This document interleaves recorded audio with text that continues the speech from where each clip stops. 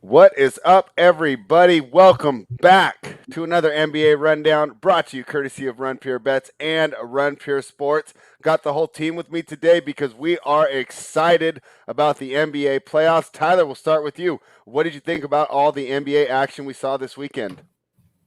I mean, we had a couple big names go down. Anthony Davis is hurt. Joel Embiid went down last night. I mean, we're looking to see Brooklyn finish off this series tonight, so we'll see what happens.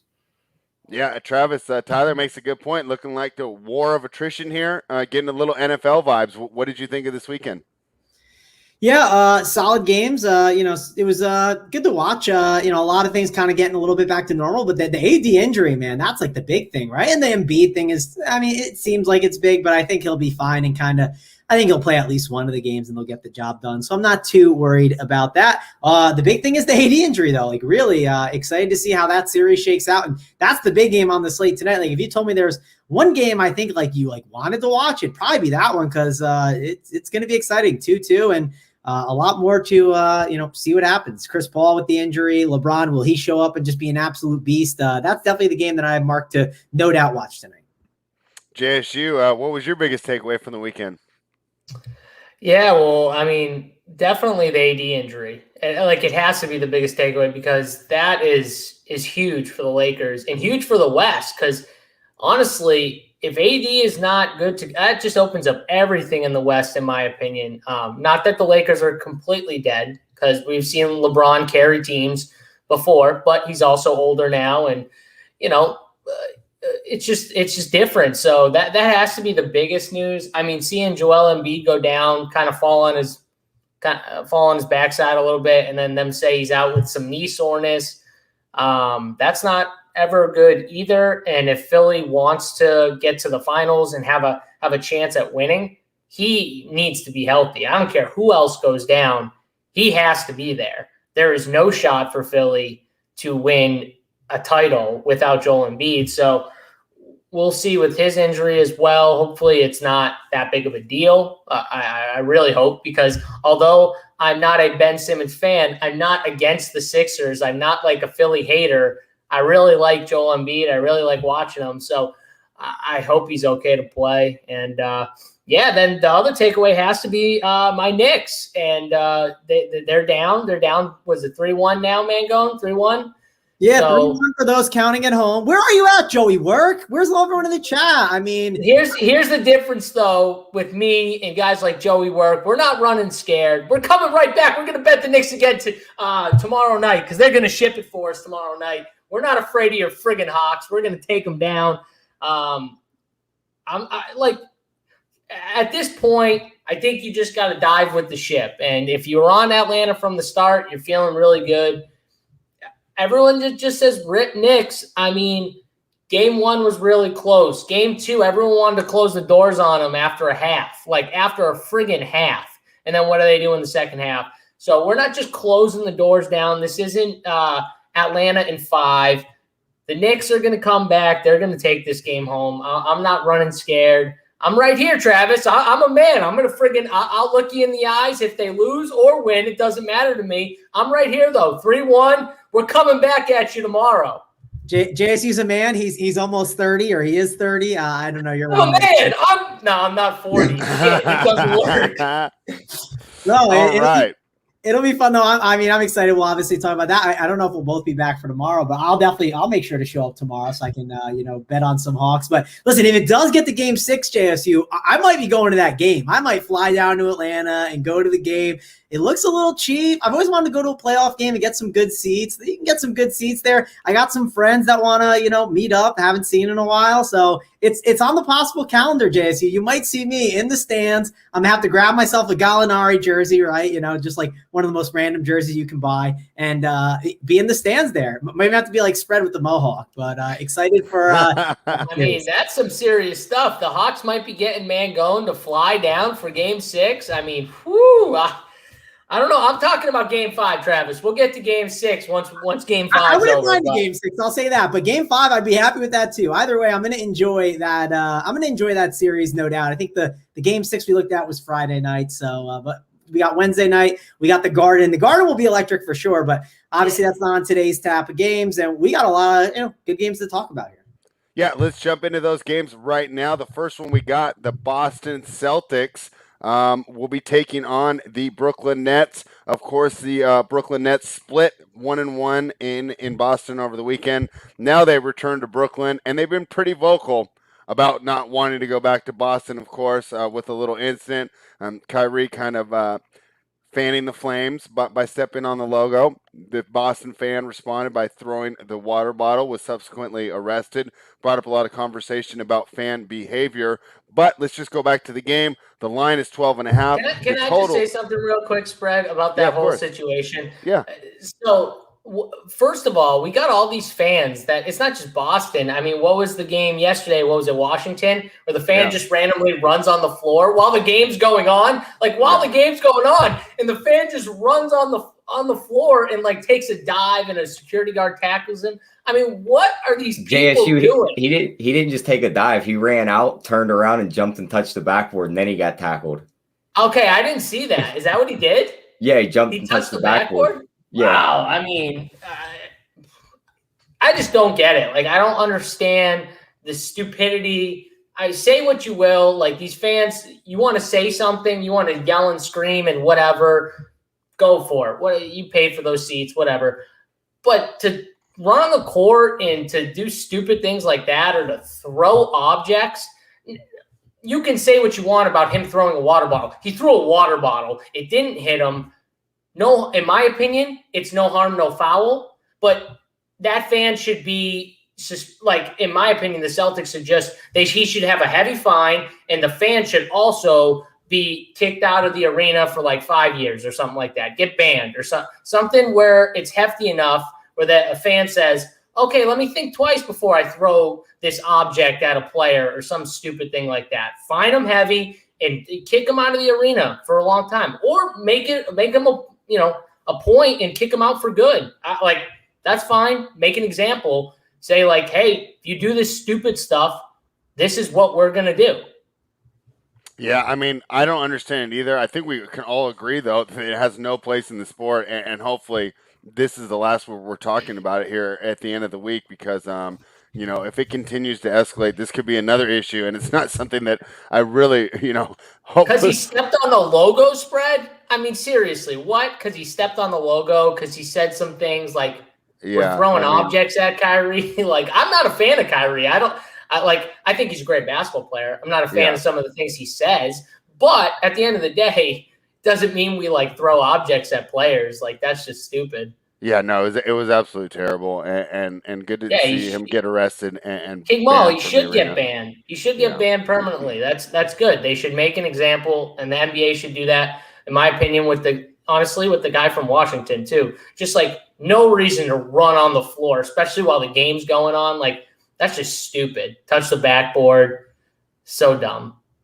Yeah, I mean, it's absolutely terrible. And as a tennis fan, I still remember Monica Seles in the 90s. And so it's like, we can all laugh and joke, but what happens when it does get serious, right? So it's just a terrible situation overall. That being said, we know that Brooklyn does not want to go back to Boston.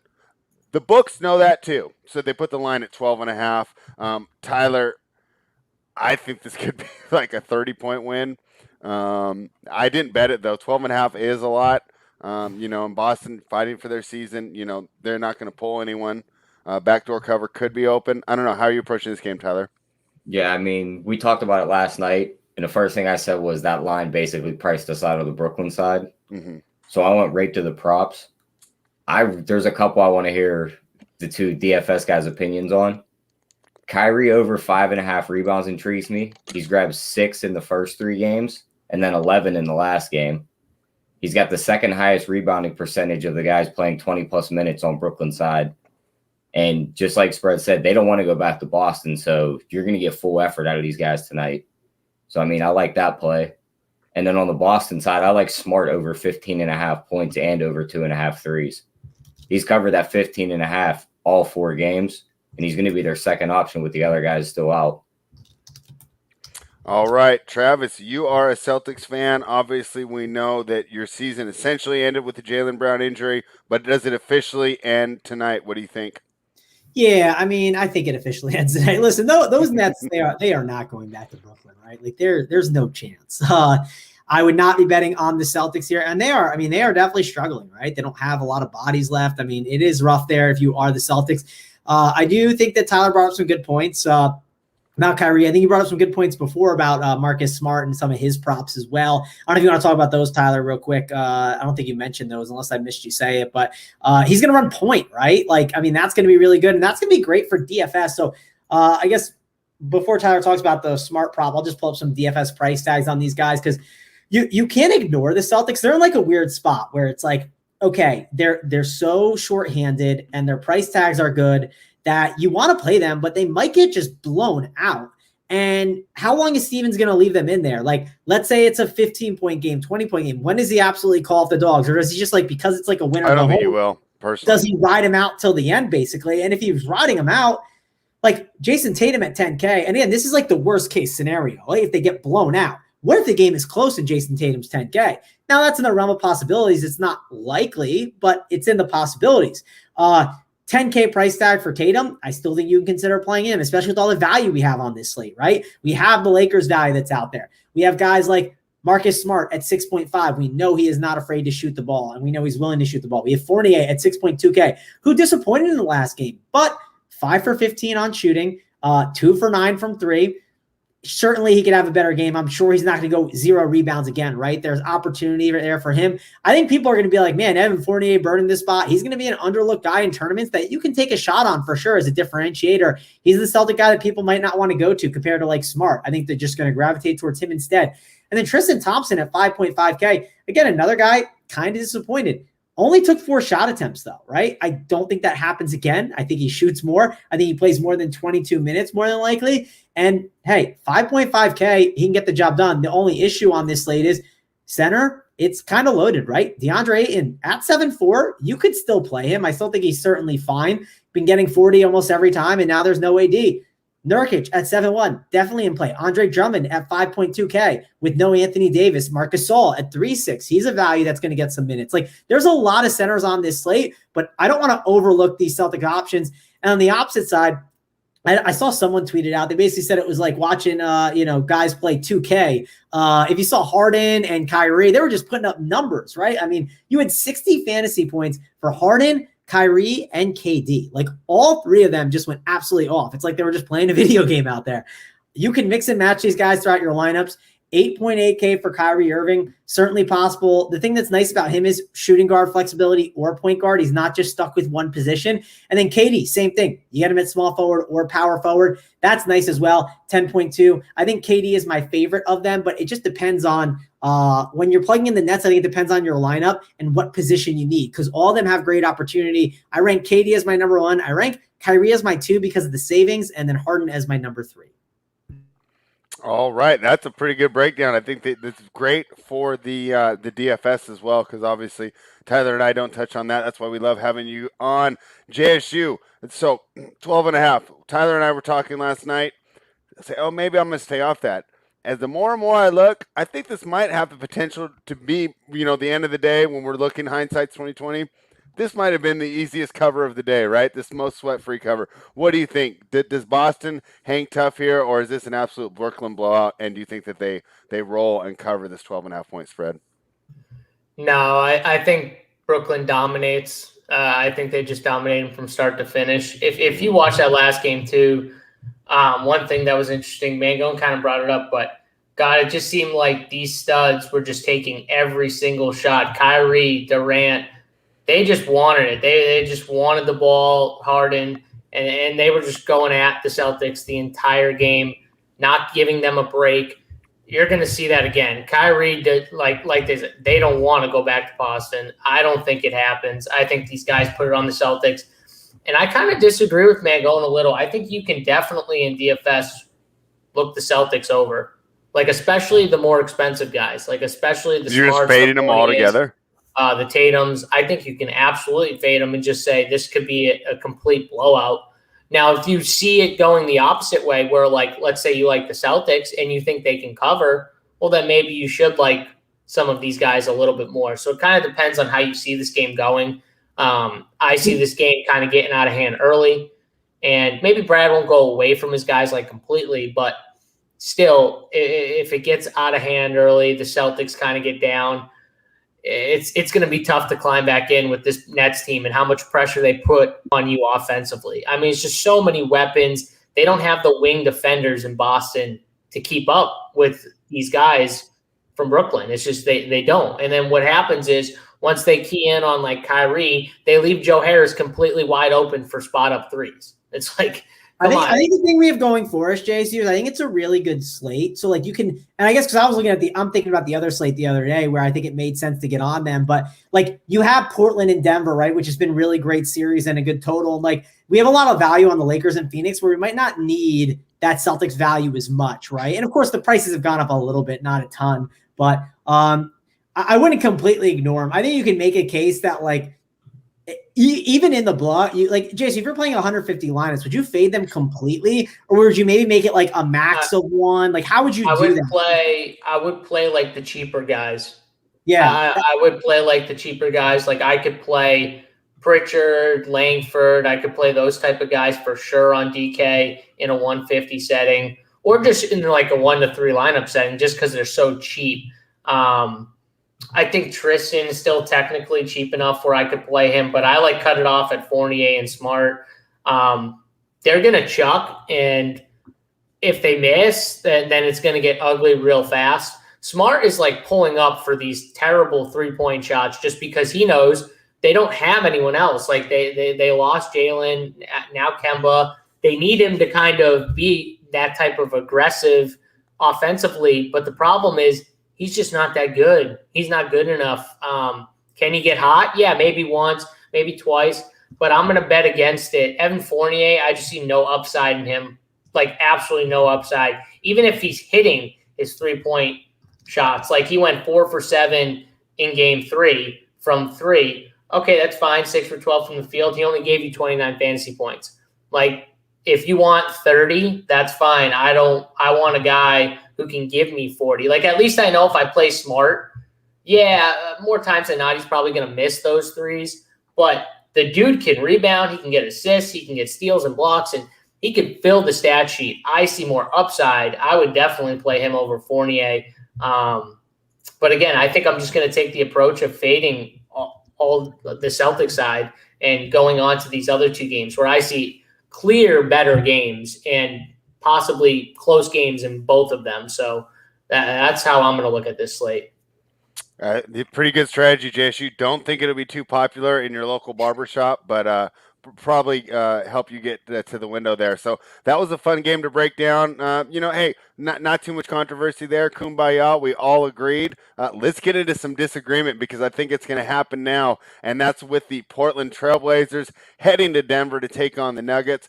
Portland blows out Denver that was Saturday, right? And it wasn't even close. Dame Lillard had his worst game of the series, and they won by 20. Denver shooting 34% from the field. Michael Porter Jr. had 3 points. Jokic had his lowest output of the season. To me, buy low spot, bounce back here for Denver. I expect everybody to play better as they are back in the home confines of Colorado. But Tyler, we can make the argument that Portland is so much more talented. This is going to be a tough road to hoe for the Denver Nuggets. How are you approaching this game? I mean, I hate to be the first one to go here because I feel like all 4 of us are going to be on different sides. This is it doesn't matter. Well, I mean, let's get it going. Give me Portland at the plus money. All right. I just think even last game, they won in a blowout. Damian Lillard looked like shit. Mm-hmm. So we should get a better Damian Lillard tonight. But Denver should also get a better Jokic. But outside of Jokic, I mean, if Porter could play better, but we haven't seen much in this series, outside of him, they really don't have anything. I just think Portland's the better team here now. I think they take the big advantage here in the series tonight, and they finish it off in game 6. So give me them at the plus 2.5 and sprinkle on the money line.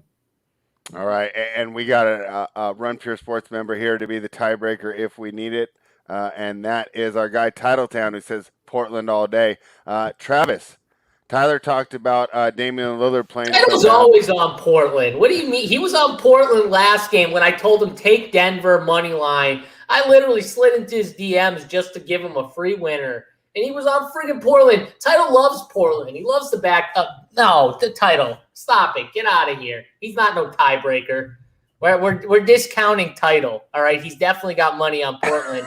He keeps constantly friggin' throwing Portland in here as a winner. I picked the winner of this game. I picked right from game 1 to game 4. Title, you're friggin' wrong, which I gave away. I was going to ask Travis. Denver's the winner. You set it up, JSU. We got to hear from you. Why is Denver going to win? Sorry. No, Denver's give us the reasons. Break it down. Yeah, so we're going back home to Denver. I think you're going to see a much better Jokic. I also think, and I've been saying this for a little bit, like Dame Lillard, they've done a better job, in my opinion, guarding him throughout this series. It started off, it was a struggle. Campazzo on him way too much. He was too small. As we go through this series, I think we're seeing that Denver is doing a much better job on him. Now, 1 for 10, they're not going to hold Dame to 1 for 10. So we're throwing that number out, obviously.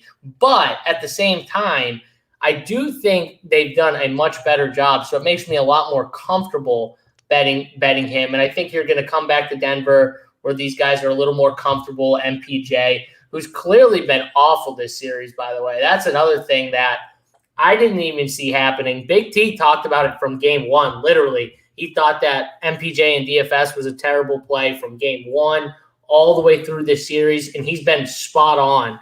I don't know what it is about Portland, the playoffs, whatever it is, but MPJ's just been off. It's probably because, for him to be effective, he has to be hitting some tough outside shots, and Portland's doing a really good job of just staying in front of them and making those shots as tough as possible. But 3 shots, he's not gonna take 3 shots here.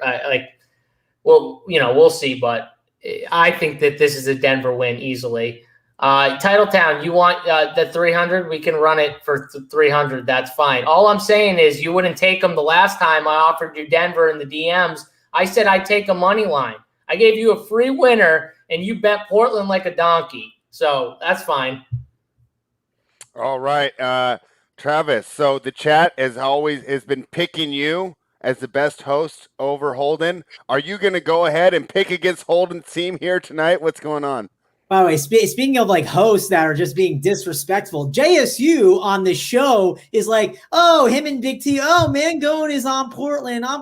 When I was right with Denver, I was on the same side as him in game 3. On this show, I actually said I swear to God you picked Denver. No, I was so sure. You were sending us clips of like the minute that you said it too. It was the best part. I took Denver. I didn't in game 3, right? In game 3, I took Denver. I said, everyone thinks it's going to be the classic. Oh, now we go to Portland. Everyone's excited. Was I on the show with you, Mangone? You were on the show with me. Yep, you were right. I was so sure too. I was like, I swear I was on the show and he picked. No, I picked Denver. That's why pushed the whole bank account on it. I felt so confident, But what a donkey I am. So Denver, and then we were giving you shit too in the show. I was like, this is just now. Do I have Portland for the series against Big T? Yeah, of course I do. I was right about that. No, I was right about that. But 100%. We were talking about that though. We were talking about the game, specifically the game. And it's okay. This is how you got to be able to judge the games and how everything's changing. And the one thing that I felt good about going to game 4, actually, after the game 3 is I think Nurkic was going to figure out the foul problems, right? And then they rolled in that game, right? There was no worries for Portland. I think Portland wins this one too. I think they come out and they play really strong. And I think that Nurkic is he's been a huge difference maker in this series. And when he is off the court, it has not been as great. So I think they're going to get the job done here. And then, I'm not sold to say that this game ends in Portland like Tyler is. I wouldn't be surprised if Denver wins in game 6. I want to watch this game a little bit and see how it all shakes out. I can't go out and make that statement yet. I wouldn't be shocked if this series goes 7. I thought this one would be a tough one all around, but in the end, I do think Portland gets the job done. I think they get the job done tonight, though. I don't think it's going to be the classic. Everyone wins their games at home. I think Portland, they go on over to Denver and they take this one. Yeah, and when we talk about why, I like to let you guys do more. These people watch the show every day. They already know what we think, right? Gregory Russo's got it. Spread is going to like Denver. I do. I think that they come back here tonight. I think the shooting returns to form. Michael Porter Jr., let's go ahead and write him in for a nice big game here. And I think the rest of the guys, the ones that were coming through for us that we were all surprised in the earlier games, Campazzo, the Austin Rivers, Monte Morris, I expect them to kind of return to form as well. Let's try and see if we can get a little bit of scoreboard pressure here. And of course, the Nurkic-Jokic matchup is going to be huge. I expect a couple more favorable calls. Right, Will Barton's still not back? Is Will Barton back or no? No, I don't think so. He said he was going to be back for this series, and he still hasn't. He's still out. Okay, cool. I just want to make sure, because I honestly, I'm curious what you guys think. At this point in a series, this is a good thing to talk about too in general. Do you guys, when a guy like has been out for so long, like Will Barton spread, do you think him coming into the rotation would be good or bad if he comes back for the series? Like, let's say game 6, he's able to play. Do you want him in there or do you not? I would say last year, judging on Gary Harris's effect when he jumped into the Utah series in game 5 and was able to just be a good defender right off the bat.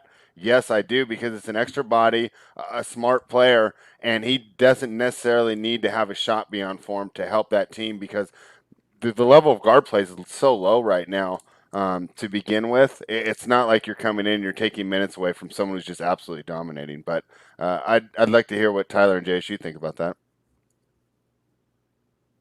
Tyler? What was that? Barton coming back, does that help or hurt the Nuggets? Oh, I mean, whatever, if it does happen, I don't know if it's going to, but they keep saying he's close. So I'm curious if Denver's going to get, like, in game 6, or let's say Denver's down, right? Or even if they're up, do they just kind of keep things the way it are, or do they, like, throw them into the mix? I mean, I think they throw them in the mix. I think they throw them in the mix too, but I think that could hurt them in the long run. I mean, that late in the series, we know adding players back to the rotation has caused teams to not lose games, but to just it takes them that game to get him back implemented into the rotation. Do you really want to do that in a game 6? Yeah, I'm with you. That's why one of those things. I think it could come into the handicap over the next couple of games. I know he said he was going to be back for the series, and he's getting close. So that's why I'm curious. And I don't know if Denver, again, if they're down, then they might be like, oh, we need to throw, a Hail Mary a bit if that's the case. But I mean, either way, it's going to be fun to watch, and we'll see how it plays out. But JC, do you think that it's like good or bad for him to come back, or what? I mean, I do think it's good for them to get Will Barton back for sure. Still going to run through Jokic, right? Like, even with Barton back, like, they're still going to run through him. And you would expect Barton to be somewhat a little rusty, right? First, game or two back, but he's still probably an upgrade from some of these other guys that are running out, 20, 25 minutes. Like, is he better than Austin Rivers? Yeah, for sure. Like, is he better than Monte? Yes. Like, he's definitely a better basketball player than some of these other wings that they need to run out there 20 to 30 minutes or whatever it is. So I think it will help them. We'll see if he comes back, though. I mean, he says he's supposed to come back at some point this series. Is that game 7? I mean, we'll see. If there's a game 7, who knows? But I do think this series does go 7. I said that from the beginning, though. Yeah, I agree with you there. I think we will see 2 home teams grabbing victories. Obviously, the panel is split. Title, even though JSU didn't want him to be the tiebreaker, he was on Portland too. So this is going to be a lot of fun for us to watch. And obviously, someone will be able to take a victory dance tomorrow. We'll see if Mangone will be able to continue his tradition of dugging all over. Wait, can I text Big T to see who he likes as the tiebreaker? I don't think Title should be the tiebreaker. All right, text him. I'm texting him right now. Yeah, I guess. I guarantee you. Let's text the Denver homer. If we go by order of Millie Maker Cassius, right? Let's text the Denver homer. Big T, I'm texting you right now. Send me your winner. I mean, if we have a tiebreaker on the Knicks and Hawks, don't text Joey Work. I mean, Blazers. All right. Well, we're taking care of that. Let's jump into the main event of the evening, and I'm going to get your guys' thoughts first, and then I'm going to run a couple numbers by you, because the more I looked in this game, the more I'm getting concerned. If you want to be like me and hate the Lakers here, I think you could make some good arguments for them. The line now is he just spot texted me right away. Said Nugs. I don't know if we can Yeah. All right. The Nugs. All right. So Are we sure it's him? It's around lunchtime. You're sure this is him sending? Oh no, yeah, because it's not nap time. It's lunchtime, so he still has his phone. If it was nap time, we wouldn't hear from him. But lunchtime, he can still text. You know what I mean? There's Texting's your boy in the okay. chat, Mangone. Oh, There's he is. an appearance. 6 and 7. Okay. Let's go, Joey Work. We're not afraid. We're coming right back at him. Down 3-1, Joey Work. It's going to be rough for you. It is going to be a rough ride to the finish line. Just oof. Tough. All right. I don't know if Joey's going to be taking that trip to Atlanta with you, Travis, if you go on, but that'll be something for us to keep in mind. So let's talk about the main event tonight, the one that draws the ratings, the one that draws the attention, the one that definitely draws the trending status on Twitter, and that is the Los Angeles Lakers as they take on the Phoenix Suns.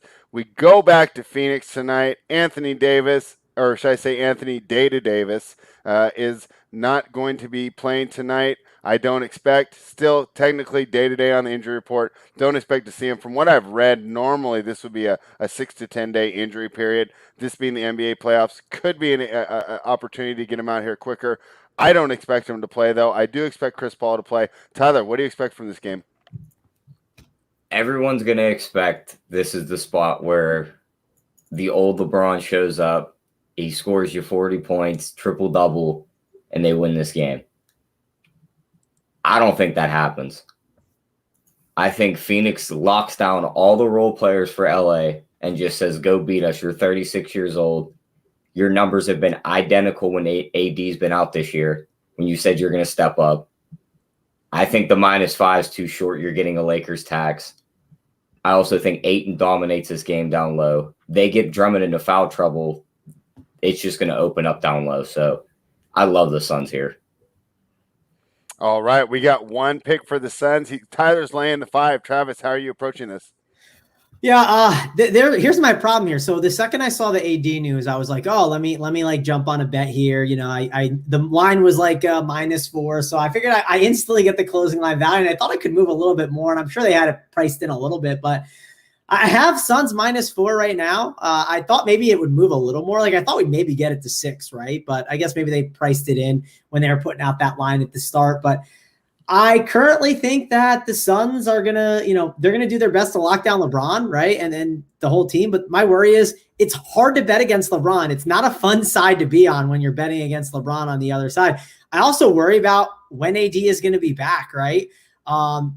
If I don't know if AD is going to be back for the game 6 or the game 7. I think if this did get to a game 6 and they're down, I mean, AD is going to do everything he can to try and get there, but I don't know if he's going to be able to. And like, can LeBron do it at this age, right? With that ankle, like there are talks that he's actually hurt and playing through the injury. And KCP, I'm not saying he's like, a huge deal, but if he's not in there, right? We got Wes Matthews in there. I mean, they're just getting shorthanded. And Kyle Kuzma, I don't think he's it either. You got a bunch of role players who can't really shoot. Yeah, I'm very worried for these guys. I do think Drummond is, man, if they didn't have Andre Drummond, it would be a real problem right now. It's crazy to say that, but they definitely have needed his size throughout this series, and it's been helpful. But I think the Suns take this one. I know LeBron, it's like, hey, it's not the end of the world if he's down 3-2, right? So I'll lean with the Suns here. I'm going to stick with them. But again, I'm not feeling confident with it, right? It's not the best bet of the day because I'm scared to be against LeBron, especially in games that it seems like, the pressure's on him and he's got to, rise to the occasion. LeBron always rises to the occasion. So I'm definitely nervous and partially on it because I kind of already bet it. And I don't know, I might in-game bet the other side if things are looking bad or if things are looking, like LeBron could get the job done and maybe just the Lakers are getting unlucky. So that's kind of the way I'm approaching betting from this game. I'm definitely looking at some live opportunities if things are looking good for the Lakers. JSU, what are your thoughts? Phoenix -5 tonight in Game 5. Yeah, first of all, I think that a lot of people are going to back Phoenix. That's just my first thought overall. I think a lot of people are going to look at this game, no AD.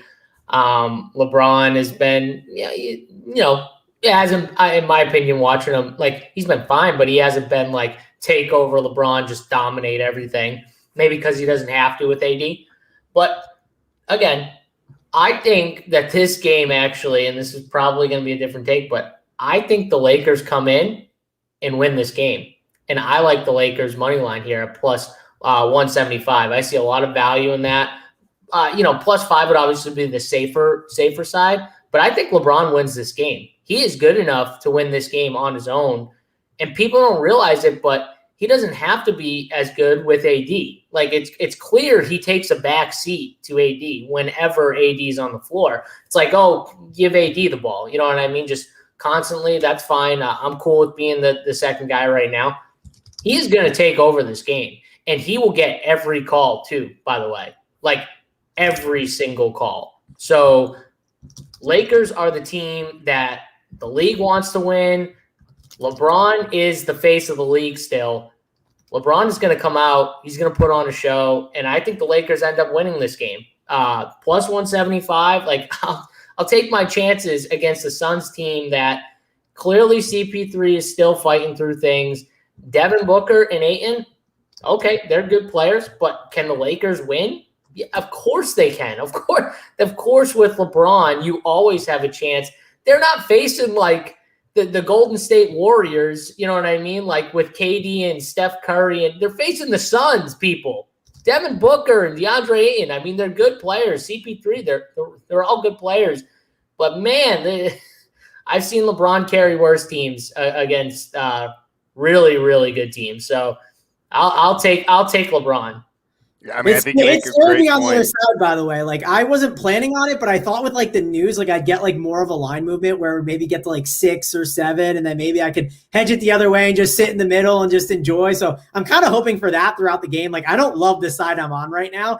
I will say so. It's scary to be against LeBron. So that's where we're at though right now. I mean, betting If against there's LeBron, ever a game for these Lakers role players to step up, I will say DFS wise, it's going to be fun for LeBron, right, JSU? I mean, you see a guy who's just going to be all over, because I'm definitely considering that. It's a great play. I wonder too, if you're the Suns, do you just try and lock up everyone else and say, That's all right. right, LeBron, you score 40. Like, you score 40, you guys got a chance to win. But like, we're not letting Dennis Schroeder go off or Kyle Kuzma or whoever. Like, we're going to make you do it. Like, if I'm the Suns, that's the strategy I That's the game implement. plan right there. Yeah, that Run him has off to the be 3 line, let him score 40, because 40 is not going to beat you. And keep Bridges on him, right? That way, but it's 1-on-1, and of course, Bridges, he's going to die a couple times against LeBron. Bridges and Crowder, just keep those 2 guys bouncing in and off of them. Yeah, Crowder loves to get involved there. That's been a lot of fun watching Crowder and LeBron go back and forth there in the series.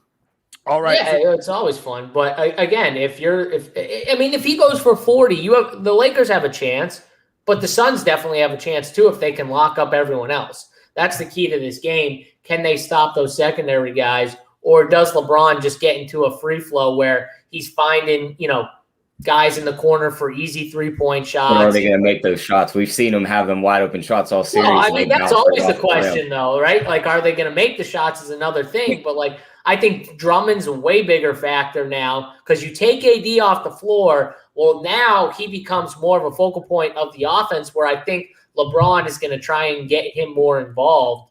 And we've seen it, right? Eyes go on LeBron. Other guys will pop up open. Drummond's going to have to take advantage of those opportunities for sure. And those corner threes are going to have to go in, whether it's Kuzma or Wesley Matthews or whoever, Caruso, like whoever it is, they're going to have to go in. KCP, is he definitely out? He's questionable. Yeah. Yeah, that does matter. Like, it's a bigger loss, because then you have to plug in Wes Matthews, and he's not the best. I do want to ask you guys, because I'm curious, this DFS wise, this will help me. Jay Crowder, right? So I've been playing him. I played him last game and it worked out well. And they're just leaving him open, right? So like, it was like, okay, he's just going to eventually make shots. Right? He's not going to shoot 0 for 8 every single game. And he finally started making some shots, and he got a lot more peripherals, and he's still cheap at 4.7. Are they going to still keep Jay Crowder open? Like, if they're going to keep giving him those shots, I want to keep playing him. Now, obviously, they have no AD, so it's different personnel. So he might not have as many open looks. You could see Jay in the corner. Sometimes those big men get a little lazy with running out there to cover that. Do you think that I'm still okay to play Jay at 4.7? Is he going to keep getting those open shots? If he's going to get 8 more threes, again, I'm going to go back to the well, because I think he's still a good play. I mean, I think they do. I think honestly that has to be their strategy, is leaving him open. And again, look at what he's done. I mean, you got 4 sample games here: 0 for 7, 1 for 6, 1 for 7, 3 for 8. if you're the Lakers, you got to play those numbers and say, we got to continue to leave this guy open. If he makes them, he makes them.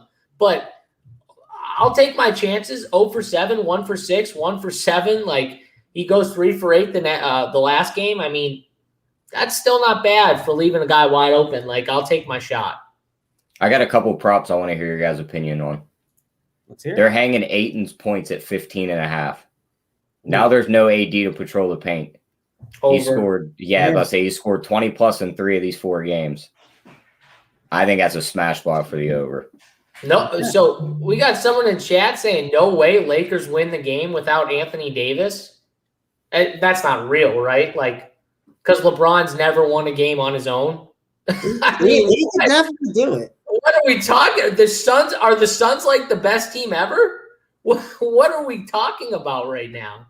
It's a tough spot for sure. I mean, it's hard to. These are like the toughest ones. It's like, do you when the games get close, okay. So the Suns are the favorite. Yeah, no kid. Oh, good. So, but there's no way. There's zero chance LeBron and these Lakers win. What? That makes no. That's a terrible take. Like, absolutely terrible. LeBron James can win a game on his own anytime he wants. I mean, and these shooters can make shots anytime. What are we talking about? If these 3-point shots go in that are gonna be there when LeBron drives, the Lakers are gonna be very tough to beat if the threes are going in. Oh, I think the game plan is just run them off the 3 line, let them score 40, and just play your offense. I'm with you, Tyler. I would definitely run these guys off the 3-point line. Let them make plan. twos. That's how I would do it too. I mean, Tyler, again, I'm going to take the Lakers, but that's the way you beat them. I want to hear your props, but just because we're on this right now, I just want to throw out the numbers I had pulled up, and this was what kept me off Phoenix so far. And usually I don't love these small sample plus minuses, but these numbers blew me away. Plus 13.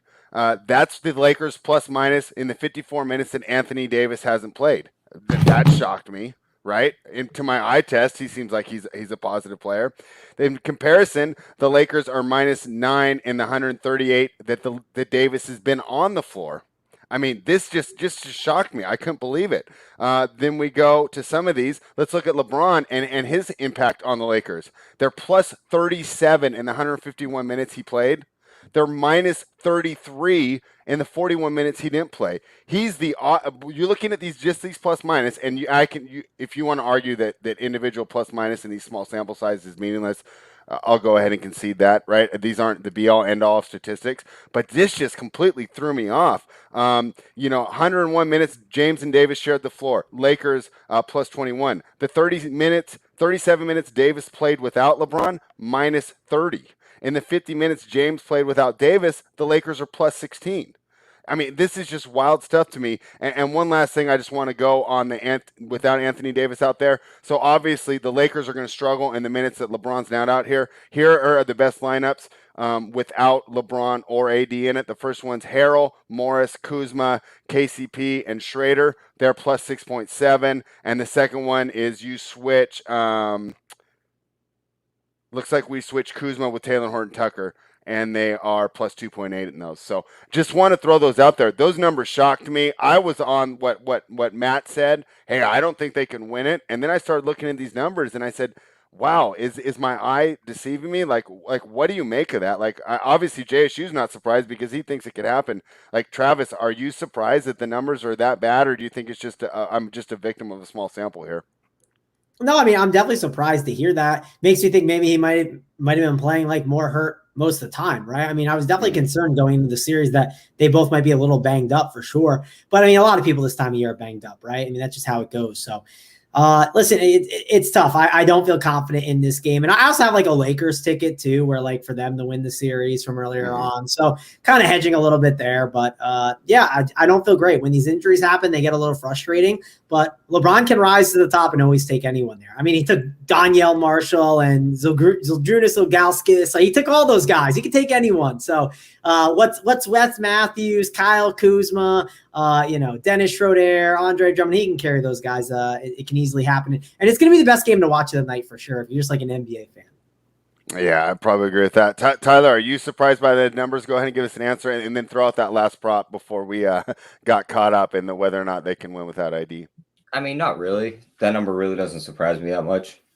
Because, I mean, LeBron is on the floor a lot, and he does play a lot of that, the facilitator role. So, I mean, that plus minus is going to be up when he's on the floor. He's basically their best point guard. So, their best lineups are going to come when he's on the floor. So, the moment you yank him off, even if you leave AD out there, I mean, the ball's going through Schroeder. He's going to want to shoot it more than pass it. So, I mean, that tends to hurt AD's plus minus more. So, I mean, I just think it's a small sample size.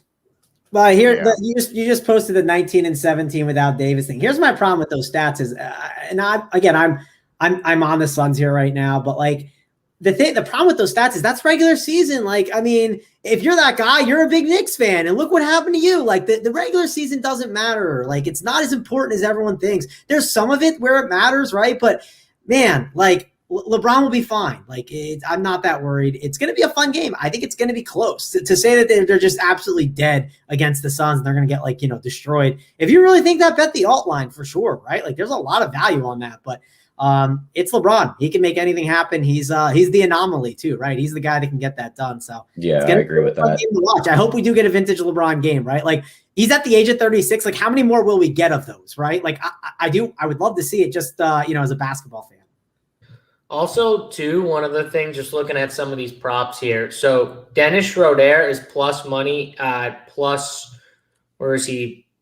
Oh, I moved it. Hold on. Plus 100 at a 16.5 points. I see the over there. He's already went over that in 2 of the 4 games against the Suns. And that was with AD. So take AD off the floor. He has to be more of a scorer. He's not going to be more of a facilitator. That's not really his game. His game is to score. LeBron knows that. LeBron is going to be pushing him to score. Trust me.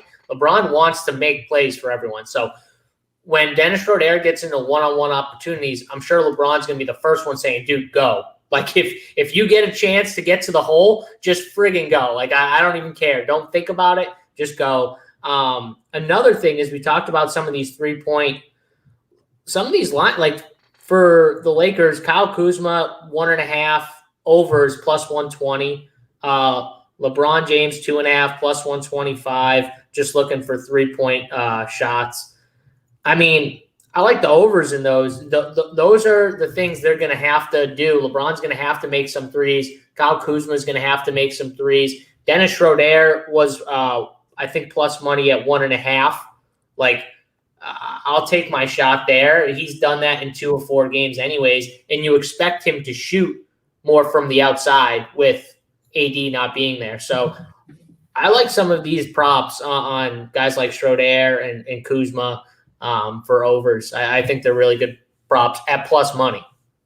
I like the Schroeder one. I don't know if I want to get involved with Kuzma.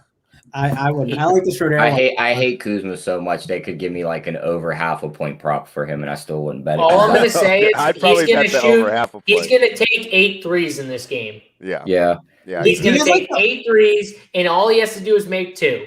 Like, I hate Kuzma, but that's nice. Like, speaking of over a 1.5, he's going to shoot 8. I got one on the Phoenix side I like, and that's Mikal Bridges, because you're getting that over 1.5 at about even money. He's made 2 threes in every game this series. What is Jay Crowder's? I don't mind Bridges one. What's Jay Crowder's? Over 2.5. It's like plus 120. It's probably they're trying to bait you into that one. They definitely are. I was gonna say, do you guys like the over on the game? Because I do think the game might be pushed a little bit. I wouldn't be surprised if they tried to push that base. It just depends how it goes. I wouldn't be shocked if Drummond gets in foul trouble and then they try to slow the pace down and just bully with 8. And that could be the concern with that over not hitting. But I wouldn't be shocked if the Suns just try and run the pace up a little bit. Because we saw that last game with AD. They were doing that and they continued to do it a bit. They were just trying to basically run him out the gym. So do you guys think that could happen? Like the 208.5, do you guys like that over? I mean, it's down to 207.5. And this is funny because we had talked about it before. I don't know if you were on that day, but I said, I have this number at 206. I'm going to continue to bet it until they move it to 206. But to me, this 207 is close enough. I'm off the total. I lean the under, but they put it so low that any burst of scoring or if the game's close towards the end, like if you like Phoenix +5, you have to take or the Lakers +5, you have to take the over because this game is close. It's going to trend towards the under for 46 minutes, and then they're going to free throw shoot you over there. So that's why I'm off it. I think that the books have finally put up the right number on this game. And I almost would lean, even though I've been on team under the whole time, I almost lean towards the over here as well. Even though I do believe the adjustment was correct, things you mentioned, pace, and if we do expect a close game, free throws push it over. Yeah, I agree with you. I was on the under too, but with that number creeping down, I would just wait live. I mean, if you get above 210, I'd hit the under. I also think LA's team total under 102.5. Mm-hmm. I like that. I mean, just like me and JSU said, LeBron could possibly go for 40 tonight. But if they run them role players off the 3 line and they ain't making shots, that team ain't breaking 100 points. At his age, are we worried about those extra 6 minutes? So he's been averaging 36. For him to win, giving those numbers I gave earlier, if they hold true, he needs 42. They can't absorb 8 minutes at -11 or whatever they are with him. Have we seen a big game out of him since he had that groin injury? What, like one of them ago? games where he just says, everyone get on my back. I'm going to win this game. No, are you talking about he the hasn't ankle needed injury to. or the groin? The I'm groin was talking 2 about the years groin ago. from 2 years ago. Yeah, he had nice jobs in the bubble. I mean, obviously AD carried, but I mean, he was fantastic. This season, though, since the ankle injury, I think that's a good argument. Yeah. But it's so weird. He looked slow. He looked lethargic. He put up like 25, 8, and 7 in that last game. I mean, his numbers were fantastic for a guy that we said, oh, he doesn't really care. He gave up, right? I think numbers one didn't say thing he gave up. I think one thing that's going to be glaring in this game is going to be, does LeBron be more aggressive and get to the free throw line more? Because that was one if they win. He has to, and he's going to get every call they put on. I can't remember who they put on, but it's not someone. That's he got to channel his inner Kobe here and score. But look at these numbers though. So the Lakers, what was it? They won game 2 and 3, correct? So games 2 and 3, what happened from the free throw line? Anthony Davis shot 14 free throws and 21 in those 2 games that they won. Ridiculous too. I mean, that was just such. In the 2 games they lost, Anthony Davis shot 5 in game 1 and 2, even though obviously he got hurt in 19 minutes. But still, like, they need someone to be aggressive and get to the free throw line more. Also, it slows the game down, which the Lakers want. They want the game at a snail's pace. LeBron doesn't want to be speed up and down the court. He doesn't want that. He wants the game to slow down. He wants the half court set. He wants to get everyone where he needs them to be and then run their plays and stuff like that. So getting the free throw line is key for him in what he wants as well. So I think you'll see LeBron extremely aggressive, and I think he'll get every call. This is where I think the Lakers might have a little edge that people aren't seeing. Okay, I got another question for you. AD was the best defender on Devin Booker so far this series. Without AD there, Booker goes back to getting guarded by KCP and Caruso, both fine defenders, but now Booker gets to operate against guys his size. He seems pretty comfortable when they're his size or smaller. I say comfortable. I should almost say unstoppable. What do you expect from Devin Booker tonight? Who's it directed to? Travis. I'm just looking at bad. Gregory Russo telling me I'm wrong, but not telling me what I'm wrong about. I don't get it, but that's fine. It's probably about the LeBron stuff and everything. But okay. Yeah, so anyways, Devin Booker. His DFS price matters, right? So let me pull that up right now. Real quick. I was actually just entering some golf contests, which you got a free golf show tonight on the Run Pure Sports channel. So check that out. But let me look at Booker's price because his price is 8-1, where, the opportunity is there for him, but Chris Paul is a little healthier, right? The one reason I was on Booker right away in game 2 was because, Chris Paul clearly looked hurt. He was going to play hurt, and he's, usage is going to funnel other spots. Then, Booker is not going to get as much work. Chris Paul took 15 shots last game, right? I mean, if you look at his first 3 games, he took 8 shots, 5 shots, and 8 shots, right? Now he's up to 15. That makes me want to get off Booker, especially with a lot of the news that we have with some value on the Lakers side and be able to jam in a LeBron James. So, Chris Paul at 6'6", looks more appealing than Devin Booker at 8-1, actually, even with the bad shoulder. Excellent. And what do you think? Are you in lockstep, or are you guys doing the typical opposite where you're going to roster Booker and not Paul, JSU? I'm not rostering either of them. I don't know if I will. Just for my guy Gregory Russo, I'm not rostering. Hey, are you just stacking the Denver game? Because I don't think that I think you might be able to get away with just rostering that game absolutely completely, and you could still cash. I would definitely play Booker before CP3. That's for sure. But I'm probably not honestly going to roster him at 8-1 on DraftKings. On FanDuel, it's a different story though, because you need 2 shooting guards, and you might be stuck. Like, I haven't looked at the shooting guard pool for FanDuel yet, but I'm sure Booker's going to be one of the better options. So, I'll probably look to him more on FanDuel. But on DK 8-1, I don't know. He's a scorer. He's not going to do much else. And if he puts up 40, I'll be mad I don't have him, because he'll probably give you like 55 fantasy points. That'll suck. But he actually needs to put up like big numbers from a scoring perspective. Like 30, if he puts up 30, I'm actually not that worried, because he's so scoring dependent. And Mangone knows this, right? Mangone, like, for him to have a ceiling game, what does he have to do? Yeah, Booker's got to get buckets, and it's like he has to, and more than 30. Like, he needs to put up like close to 40 for me to be like, shit, I didn't play him. Yeah, I'm like, good. I have to have him. I don't need to play him. I think it's simple. I think I can just move along from him. I don't hate the Paul price, but like he won't be a priority for me. This is not the best game for DFS, but Jay Crowder, that price tag is still good. I might go back to him. I will say with Paul, at least, though, now you're getting a discount. Yes. Now you're starting to like, okay, Chris Paul or Marcus Smart. Okay, now I might be on the Chris Paul side a little bit more over like a Marcus Smart or someone like that, because that's the range that he's in. And I mean, God, look at the guys he's next to, man, going like Smart, Campazzo, That's what I said. I mean, I think he's a better player than Devin Booker, JSU. I mean, his price. Yeah, I think I'm with you now. I pulled up those price tags. I'm like, holy crap. I'm with you. Paul's a better play. All right. So just like the girls on that Super Ho podcast, these gentlemen are not prioritizing Devin Booker here.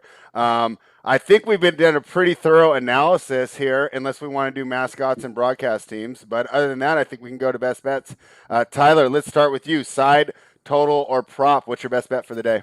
I'm going to go with a prop. Give me 8 and over 15.5 points. I think he blows that number out of the water. I love it. I'm with you there. Already placed it when we talked before we went on the air. Travis, best bet today, side, total, prop. What are you thinking? Yeah, we go with the Nets, the 12.5. Let's just lay it all, and Nets beat them down. It's going to be tough for the Celtics, but I mean, again, I'm a fan of them, but I knew this was coming. It's no big deal. I'm not going to be upset about it. But yeah, give me the Nets at 12.5. All right. I will join you there. JSU, they left it wide open for us. They left Phoenix and Denver on the table. Which one did you want to take? Yeah, I mean, I just want to own everyone and take the Lakers. So good, because I did not want to pick that game. Thank you for leaving me, Denver. No, hold on.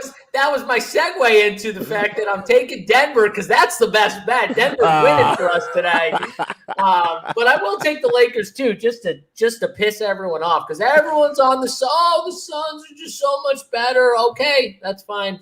We're talking about one game. But it's fine. The Lakers, because they don't have Anthony Davis, they're just dead. Everyone's off. And then it's funny. Everyone's like saying you're wrong. Oh, I'm like, yes, you're on the side that everyone's on. Everyone's on the friggin' Suns. The public, everyone's on the Suns. No one's everyone on the except for the referees tonight, which is why I'm off that game. I think we might see some hashtag sports entertainment.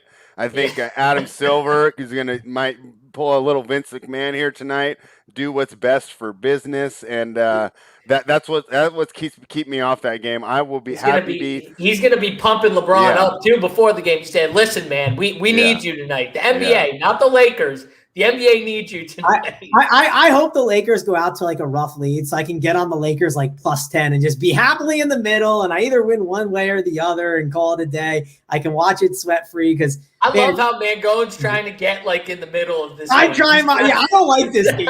I'll say this. This is the worst. There is nothing. The problem, the thing you guys are talking about right now is the problem. You do not want to be betting against LeBron and like the league and getting some calls. Like, it's not a good side to be at. And I thought maybe if I jump on that 4 early with the AD stuff, I can get enough movement my way. And I hope they get out to a rough start. Mangone, the best part is LeBron has to be like the highest owned guy in DFS, right? Yeah, I'm assuming he's going to be like a jam him in kind of guy. The Nets get split up. Like everyone is going to be on him for fantasy. Like the every single person. He's forward and guard eligible, JSU, right? So it's not like you're restricted to one spot. It's like you can put him in so many different positions. So he'll definitely be rostered by people. What's his ownership, Mangone? Straight guess. Man, tournaments? 46%. You're saying tournaments, correct? Yeah, tournaments, not cash. Right, I'm normally guessing the cash ones. That's why I need to think it through. I'm going to say 55 to 60. Yeah, okay. I put it out like 50. Yeah. I mean, there are other studs on the slate, right? There's Harden, there's KD, there's a lot of stars. There is enough value where you can get it done too, and get a couple of them in your teams. I'm going to say 55 to 60.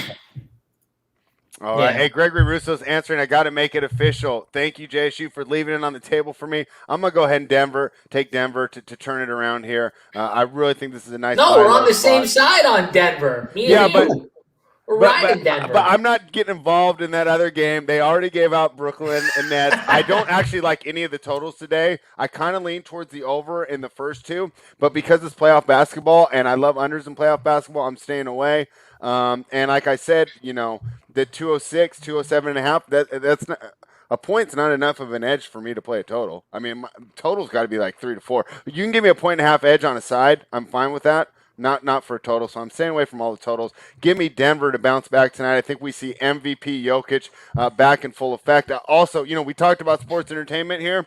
Could be a little sports entertainment as well, with the league definitely wanting this one to go 7. It's been one of the most exciting series so far. Visually, the contrast between Dame Lillard leading the team and Jokic leading the team, I think it's just beautiful for basketball altogether. So, I don't think anyone's going to be complaining besides fans in Portland if this series is extended as well. So, we will see. Do we get some of the extenders? Like, who is the guy that they call the extenders? Tony Brothers is the AKA the extender because I always put him in when they're 3-2 and they want him to go 7. So, all right, guys, that is a great job today. 1 hour on 3 games. That's what I expect from this crew. Let us go ahead and we need a tiebreaker, I think, here for the Denver game here. So let's bring in our ringer here. What do you think about this Denver game, Big T? What is going on? Woo! So who's on what side here? All right, so Tony, this is what started. Okay, so why does it say JSU AirPod? First of all, every time I watch this show, we get it to at least say JSU and not JSU AirPod. I'll fix it for you next time, buddy. But this is how it started. So Tyler was on Portland, and then it went to Mangone, and Mangone was, of course, on Portland. And then friggin' Titletown in the chat is like, I'm on Portland. I'm the only one with spread who went on to the correct side, the Denver side.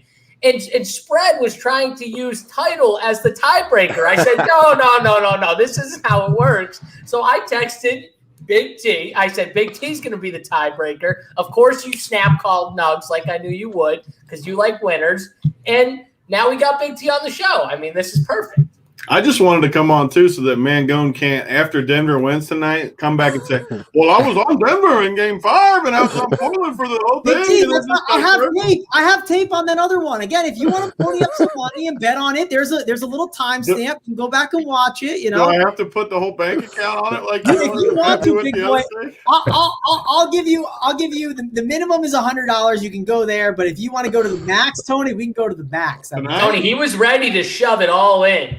You meant for if he said it. Yeah, he was. Yeah. He was ready. He didn't bet 100. He went right to the whole bank account. I'll bet the whole bank account. He said. I mean, I got to. I'm just gonna keep playing that narrative the whole time. Yeah, when you're at the poker table and you look down at aces, do you just immediately just jam all the chips down? Like you got to string it out a little bit, don't you? Yeah, I mean, of course. Of course, but I mean, I just figured I'd just throw it down there. It was around lock time. Tony, I got things to do. I mean, I'm just gonna shove it in your face and move it along and get my teams taken care of. But yeah, are you here to talk about that Knicks Hawks series? Are you gonna just fold over? I don't like our chances in the Knicks Hawks series. I might be taking an L in that one for sure because the Knicks. they've not shown up. So Mangone's going to get a dub in that thing, I think. The Portland Nuggets one's going to be fun, though. I'm excited to see how it goes. Tonight's game, I mean, that's going to be a good one. Are you on the Lakers side? Like, are you on the team LeBron gets? Depends on if we think. I mean, I just sat down at the computer, so I haven't been watching this show like I usually do. Do we think AD is going to backdoor play in this game? There's no. I don't think there's a chance he plays. Tony, there's one Lakers backer on this show. Who do you think it is? I think it is. You guys all got the poker face here. Just looking at the camera. One Lakers. I don't even know what the spread is. What is Phoenix about? 4? Phoenix minus 5. 5. I think spread's on the Lakers. The guy that hates the Lakers the most. Yeah, I stayed away from it. It was too emotional I'm for me. scared of it. I have took the the Suns, Lakers. but I'm going to head with the Lakers. Took the Lakers. Everyone's on the Suns. Like, the entire chat's on the Suns. Like, everyone's on the Suns. I kind of think. So you guys think there's no way AD's playing? I don't think so. No way. I don't. A hyperextended knee and a groin strain. There's no way. Why have they not just ruled him out then, though?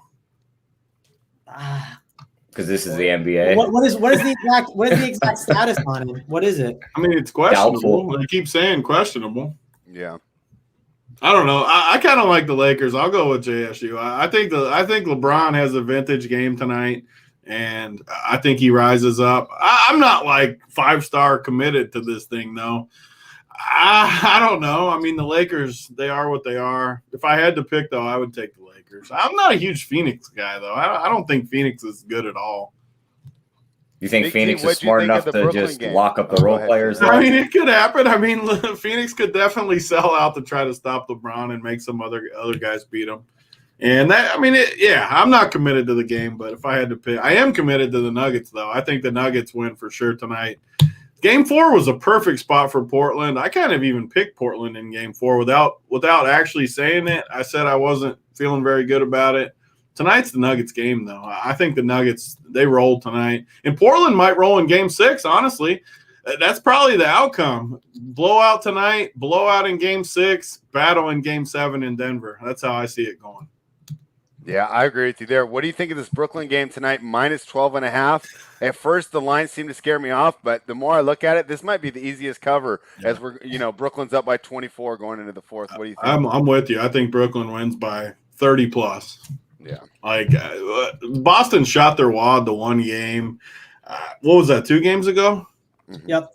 And they then don't want to go back to Boston, too. I think there's definitely that plays in. Yeah, Durant even said it. He's like, we don't want to go back. They're not going back to Boston. Yeah, I mean, I'll be stunned if they don't win by – the only way they don't cover is if they're up 20, bring in all the scrubs, and somehow they, get backdoored or something. I think it's safe, though. They win by – I think they blow them out. I'm with spread. Big T, let me get your thoughts on Mavericks Clippers, even though we didn't talk about it yet today, but we don't get you on here too often, so I'd love to know. I think that one's a tough one to call, too. I'm so excited for this game because I think I was talking to JSU about this yesterday, but I'm anxious to see what Carlisle does. I think he's got to go even smaller than the Clippers, which means playing Trey Burke or some smaller guys like that. If they just keep running out Porzingis and Kleber, they're not going to win. They can't beat the Clippers' small ball lineup.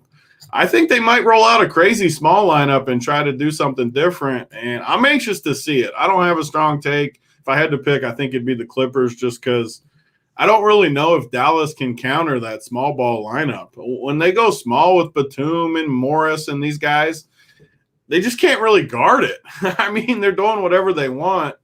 I'll be anxious to see the adjustments, but I'm not confident that they can come. They might just not have the pieces. Trey Burke is the only guy I can even come up with that can go small, and he's still Trey Burke. I mean, he's not good. He can maybe get hot. He can definitely guard better than Porzingis and Kleber, though. So maybe you take a chance with it. All right, based on what you've seen so far, who do you think's in the Western Conference Finals? I don't love It's Utah. tough, huh? So who's it going to be? It's going to be Utah and who? I mean, either LA and Dallas. Like I said, it's a toss-up. Right now, I lean towards the Clippers because we don't know about Luka's health. But if he comes back 100%, Carlisle makes a couple adjustments. It's not that crazy to see Dallas walking away with this. Yeah, I mean, I think that's a good series for sure if they can counter. I mean, I think it's the Clippers. Who's the other 2 going to be? And then the other side would be the Portland Lakers or Phoenix Lakers or Portland Denver. Give me the Clippers versus Denver in the Western Conference. Oh, I like that. Wouldn't that be a lot of fun? Who do you like in the East? A Nets Bucks series. Who do you like in that? I kind of think that's my shocker. I think I'm going to reverse course from the last few years and go Milwaukee. I feel pretty good about how Milwaukee matches up with the Nets. And I've been the biggest Milwaukee hater the last 4 or 5 years. I might reverse course this year and jump on the Milwaukee wagon a little bit. I like how they match up with Brooklyn. Yeah, I've been on the Milwaukee wagon too. And here's two of my ideas about Brooklyn's weaknesses. We saw Boston's rebounding well against Brooklyn. Okay, and so they're a terrible rebounding team to begin with. What's Milwaukee going to do? And then I also wonder, how is Brooklyn going to defend? I mean, they can't build a wall to stop them from getting to the paint. They don't have the bodies. Yeah, they're giving up 120 to Tatum and 4 basically average NBA players. Like, if you do wins above replacement, they are the replacement, the guys that Tatum's running with right now. Who can they even put out there? Like, they don't have the pieces, really. Those games are going to be so high scoring, by the way. So if you think that Milwaukee's just going to completely shut down the Nets, you're out of your mind. No way. No one's going to shut down the Nets. There's no way. No, but what I'm saying is, like, what Milwaukee does, it's going to fit the Nets team perfectly because you can't just leave these shooters. Like, if you leave these 3-point shooters, like Milwaukee's going to try and do, Joe Harris is going to have 8 threes one game. Kyrie's going to have 8 threes one game. Harden's going to have 10. It's going to be a really interesting series because of the styles in which they play. You're going to see games, almost all these games, like 120 plus. I think. How much of a loss is DiVincenzo in this series? He's a loss for sure because I think he's a big loss. It's mitigated by the loss of Jeff Green, though. I always think guys like that don't mean shit. Like, I think when you got to put Brian Forbes on the floor, who can't play defense to save his life, they are going to hunt that man down the floor. Or they would have hunted Dante too, though. Dante's not some crazy defender. He's a lot better perimeter defender than Forbes is, though. Yeah. Dante being out, I think, is big. I mean, I think he's valuable to them. So that's like you're saying, like Will Barton out's big. Like Will Barton doesn't do shit. Like, I think Dante's been more important to them than you realize. But. I love how Tony's like Will Barton out big when you compare him to like Austin Rivers and some of the I really don't think it's that big of a difference to Austin Rivers and Will Barton. I don't. Like, obviously, Jamal Murray is a big loss, but I don't think like Will Barton to Austin Rivers or Facu is that big of a deal. I'm on the other side. I just think the Nets are just so talented. So we'll see, though. That's going to be another series for some action, man. Go line it back up with the boys. I'll be definitely on Mangone's side. Tony. How much does Big T Sportsbook allow? I mean, we might have as much as the group wants is how much Big T Sportsbook allows. I'll be in touch. I'll be in touch for sure. All right, Big T. Well, thanks for jumping on and being the tiebreaker. Did you have any more NBA wisdom you want to impart before we get out of here? No, I need to start getting on this show more, though, for sure. All right, I'll be sure to just try to send you the links because a lot of times I don't check Twitter while we're on the air, but that way you can just pop on if we are on the air, especially if you hear something from Travis, JSU, Title, AP, all these guys that really, hey, maybe you didn't feel like coming on, but you hear something, you can jump in. So yeah, I like that, especially when I see it from JSU AirPod. I like talking to him. Yeah, he's connected. His Bluetooth is rocking right now. Travis, you got a promo code, and what's going on over at Run Pure Sports this week? Yeah, we got Get Bets as one of the codes, obviously, with you guys to get the bet side for free for a month. We also got the RPS Heater 25, get 25% off. Someone won an NBA because they use Big T Score. They get $150K. So the DFS stuff is still going strong. Tons of people are winning, and we're doing awesome stuff for the subscribers. We did a giveaway on Memorial Day weekend. We gave away some tickets. So a lot of awesome stuff going on over at Run Pure. Sign up and get in. One price gets you everything. It's $80 a month, $25 a week. It gets you every single sport. It gets you NASCAR, golf, all this stuff. And we'll have golf shows. I mean, we have everything over at Run Pure. So if you're a sports guy and you're stumbling upon this now, get in on it. You're crazy to not be here. Yeah, and use the promo code GetBets. We had another winning weekend, right? And of course, we were on the live show. So if you had the time on Sunday to sit there, right? But if you're just a Run Pure member and you wanted to get in all that winning we were doing on Sunday, but you didn't have time to watch the 5 hours we were on YouTube, you're in the Discord. You have the notifications on. We put out each play. All the plays won. We got over 10 units on that show. You don't have to sit there and just watch. You can just get the Discord, place the bet, and go back to barbecuing with your family or whatever fun you were doing. So definitely a good offer to take advantage of. Tyler, you got anything else before we get out of here? Nope. Let's just get 3 entertaining basketball games tonight. See what LeBron does in his big game. Let's see if he shows up like he's done before. Other than that, just have some fun. Right, and you're going to want to be a member to hang out with JSU and Big T on the final countdown this evening, where they do both MLB and NBA, the way that it's been going now. And, of course, you guys can make fun of Holden as well. So anything else anyone's got before I go ahead and shut down the broadcast? Yeah, Looks no like Holden today. No Holden today. So we can't make fun of him, but we'll definitely be talking hoops. Does that mean we get the people's host, Travis Mangone? No, it means you're going to get me and Tony just going back and forth at each other. Well, that might be even better. That's all they'll be doing on that show. All right, first take without the moderation. We will see how that turns out. So remember, you have to be a member to catch all that great content. So head on over there and sign up if you haven't already. Otherwise, we will be back at 1 p.m. Eastern tomorrow with the same crew, and we'll be, some people will be bragging, some people will be crying, and we'll be having a lot of fun. So thank you, everybody, for hanging out. Please like the channel. Like the video, subscribe to the channel, and we will see you tomorrow.